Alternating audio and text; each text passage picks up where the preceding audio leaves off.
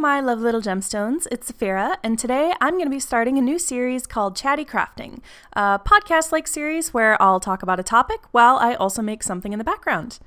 Today I'm going to be making pixel art of the Sandersides logos while I talk about some of my favorite Sandersides fics that I never got to read on this channel.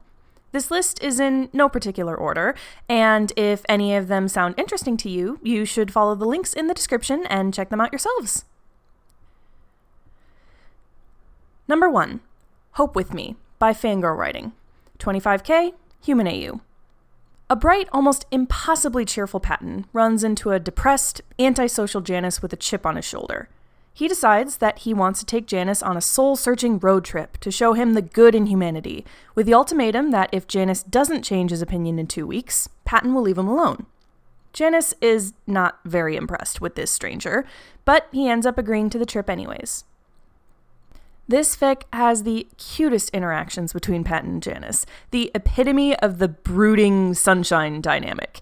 Janice's slow warm-up to Patton, while vehemently denying it the entire way, is incredibly in character, and Patton's unshakable optimism comes across as purposeful rather than naivety. He's willing to make concessions to Janice's pessimistic arguments, and argues back with an ease that makes it clear Janice isn't the first person he's ever had to cajole into a better outlook on life. The most seat in this fic is pretty subtle, and it doesn't overshadow Janice's growth as a person more than it complements it. The romance follows the theme of Janice learning to trust and let people into his life again. The ending of the fic nails the tension perfectly, and it wraps it all up in a sweet little epilogue that promises a good future for them both. Number 2, The Hurts We Deal Are Mostly to Ourselves by A Witch Braves the Verge. 25k, unfinished, canon verse. Thomas has been having horrifying, vividly realistic nightmares about his sides and himself suffering gruesome fates, and he can't seem to summon either of his creativities to ask them about it. He gathers the rest of his sides and goes on an adventure into the imagination to find them, fighting his way through nightmares come to life along the way. Where this fic shines is in its dream sequences. Every nightmare we see is unsettling, utilizing dream logic while also giving incredibly real and vivid descriptions of everything happening to each of the characters. It sets you on edge for the entire scene, because it feels like Thomas is always just one step away from danger, like the dream could become a reality at any moment. Them being in the imagination just increases this tension.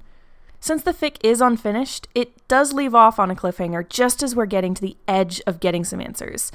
Still, I think it's a really fun fic to read for its exciting dream sequences and unique take on the sides and the mindscape as a whole. Number 3, The Other Side of the Mirror by Freegenix and Lollygynx. Series, 146k, 12 works, unfinished, AU canon verse.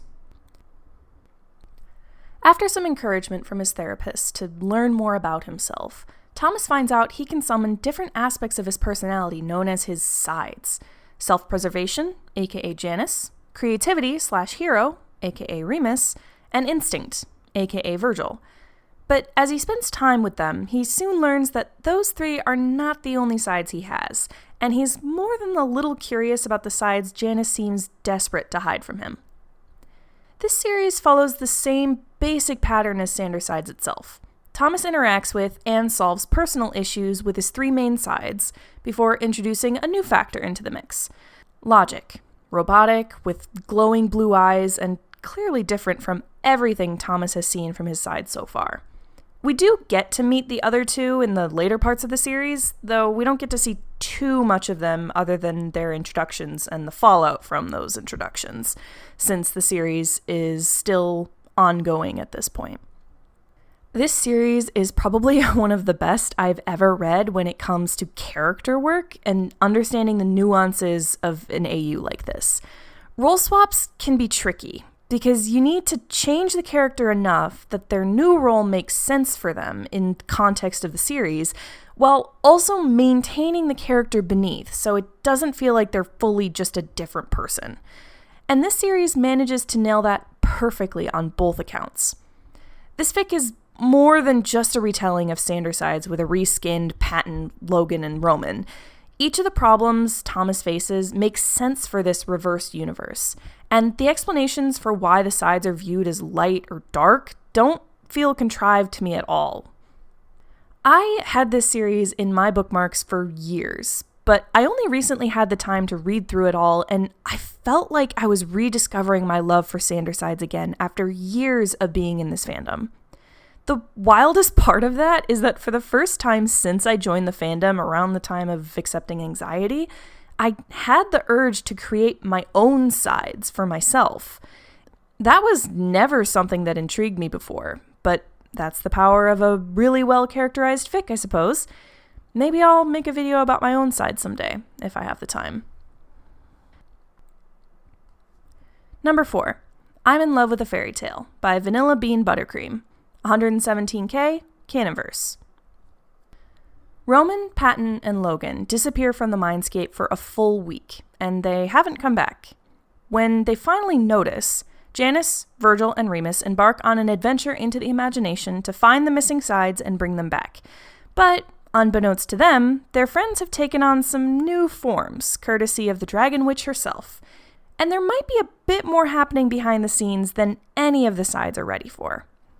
This is a ship fic with endgame Intralogical, Mosiety, and Roseate. Each of the dark sides needs to do something fairy tale related to release their partner from the Dragon Witch's curse, usually tied to their own apprehension and holdups about the relationship, and the curse is intended to help them work through those issues. I really enjoy the character dynamics in this fic, especially between the three dark sides before they manage to find anyone else. There's some really fun banter and good character growth as they learn to work together again without fighting. I also really enjoy this fic's version of the Dragon Witch. She's a witty match to the dark side sass, but she does want the best for them, and for the Creativity Twins specifically. The second half of this fic shines as the stakes are revealed to be much higher than the sides initially thought, and the tensions only continue to build until the climax when everything goes to shit. If you're looking for a story that will take you on a ride with a nice, gentle landing at the end, then I would highly recommend this one. Number 5, Cuffing Season by A Witch Braves the Verge. Series, 27K, 3 works, Canonverse. Thomas is dating his sides. Well, almost all of them. He wants to date Janice too, but Janice is more than a little skeptical about just being part of a collection. So, they decide to court each other to see if this dating thing would work between them as well. A hard turn from the previous fic from this author, Cuffing Season is one of my favorite fics to come to when I want some good, fluffy Tomsy with optional smut at the end. I've probably read this fic series from start to finish at least a dozen times at this point, and I will continue to do so to get my fix of what's become one of my favorite Sanderside ships. If you're someone who isn't sure about shipping Thomas with the sides, I think this fic is a perfect starting point. Thomas is just so earnest in his love for his sides, including Janice, and it's hard not to fall in love with them alongside him. They're absolute dorks for each other, and even outside of the shipping dynamic, there's just something cleansing about reading a fluffy fic where Thomas is surrounded by love on all sides. Number 6. Kidding Around by So Do Roses. 30K, Canonverse. Tensions are high in the Mindscape, and everyone's at each other's throats. During one particularly intense screaming match, the twins manage to change themselves, Janice, and Virgil into 7-year-olds, leaving Patton and Logan to take care of them while desperately searching for a solution to get their friends back to normal when they want absolutely nothing to do with each other. This is another ship fic with endgame Prinziety, Logicality, and Duke Seat. Although, given that 2 of the 3 ships are children for the majority of the fic, it's not as focused on the romance as a non-kid fic might be. I find this fic a really interesting way to explore the tensions of the current canon, because even though the adult sides are unlikely to say what they really mean, only lashing out because of their pain instead of actually talking through their problems, kids are a little more willing to talk about what's hurting them, and get out a good cry at the same time. Pretty much every interpersonal issue that Virgil, Roman, Janice, or Remus is having in the actual series, they get to put those feelings out there to the person who's causing that hurt and actually work through it. Besides that, it's a very cute parent logicality fic taking care of the other four sides, with lots of hugs and kind words, which they're all in desperate need of. I've read the fic several times, but I've read the last few thousand words more times than I can count, because the emotional resolution is cute and cathartic and scratches my brain in just the right way. The ending is the right amount of sweet and awkward, promising the slow march towards healthier relationships between all the sides without just fixing everything after one good conversation. When I went back to read this fic to write this script, I found out that there was a new one-shot set in the same universe, specifically with some cute brotherly Janice and Virgil interactions, which was a very cute and pleasant surprise. It serves as a reminder that you can never really know when inspiration will strike, and authors can and will come back to years-old fics if they have the ideas for it. And number 7. Literally everything written by a real sword, aka Min. What can I even say about Min's fics that will concisely explain how deeply I love her writing? I could talk about how fall into a hole you couldn't see and pick a side, depict a mindscape that is far more abstract and trippy than I've ever seen before. And it truly sells the idea that this is happening inside someone's mind, with all the weirdness that would entail.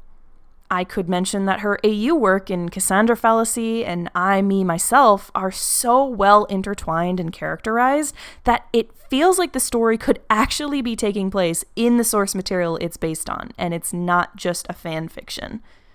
I could go through the list of every fic she's ever posted and gush for hours about her understanding of every character she writes, or her incredible creativity in the world building that is unique even between fics she considers part of the canonverse. Min, if you're listening, I know you're probably cringing in on yourself because you are very humble, but I mean every word of my praise. You are one of my favorite Sandersides fic authors, and possibly one of my favorite fic authors I've ever read in any fandom, just for the sheer curiosity of what you're going to come out with next. Speaking of fics that Min has written, I am excited to announce that the SaSi Podfic project, an audio drama based on the fic written by Min, is currently open for the second round of auditions. SaSi is a slow burn Tom seat fic, where Thomas gets stuck in a time loop that resets every time he dies, and the universe seems intent on making sure it happens no matter what, and he has to learn about his city and himself in order to even have a chance at escaping his gruesome fate. We are looking to cast as many people as we can to fill out our cast with minor roles. So if you have an interest in voice acting, but aren't sure if you have the time for a big project, this is the perfect chance for you. All you need is your voice and a device with a microphone. No expensive equipment necessary.